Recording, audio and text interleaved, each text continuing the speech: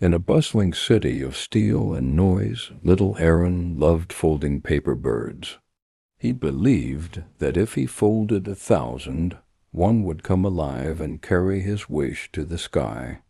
Every day after school, he sat by the window, folding red, blue, yellow, white, until his room became a rainbow forest of wings.